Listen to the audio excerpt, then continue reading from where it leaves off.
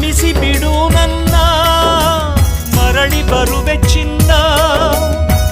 ನಿನ್ನ ಮಡಿಲ ಕಂದನಾಗಿ ಜನಿಸಿ ಬರುವೆನು, ಆ ಜನ್ಮ ಪೂರ್ತಿ ನಿನ್ನ